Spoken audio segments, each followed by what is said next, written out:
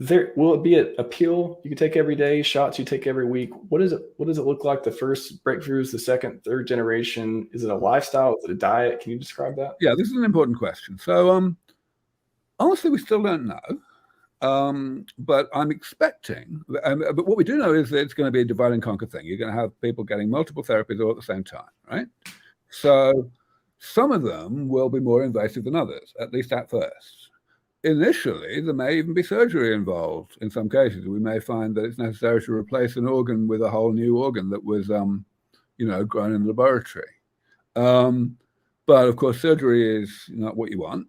And so if that's true, to the extent that that's true, there will be enormous incentive to improve that so that it can be done non-invasively using stem cells or whatever. Now, stem cells, you definitely can't eat them. You inject them, right? Same for gene therapy. In general, you can see a scenario in which most of this will be injections. Of course, it may be just one injection. Like, the MMR vaccine is not one vaccine, it's 3 vaccines all in one injection. We may very well have 300 things all supplied in the same injection.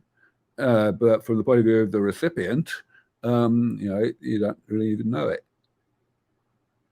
Do you think the first ones will be, I don't know, maybe in 10 years from now, 20 years from now, whatever, it'll be, hey, shot every week or shot every 2 weeks. And then eventually it'll be like when you're born, you take this shot and now you get to live to be 500. Like, do you ever think we'll get to there? I'm very sure that it won't be the last of those alternatives. There's no way that we're going to get to a point where we can give people a one-off thing and they just don't age anymore. That would be genuinely curing aging. And that's kind of why I don't like the phrase curing aging, because that's not going to happen. This is preventative maintenance in just the same way that you can't do a one-shot preventative maintenance on a vintage car and have it live another 50 years. Right? You've got to keep doing it periodically, right? But what the period is a much more open question. May very well be that it'll be like going for some kind of relatively complex, sophisticated panel of interventions once every 10 years. It might be that some things are provided with injections every year. It might be that some things are provided orally in pills or whatever, and that could be every week. Any of these things is possible.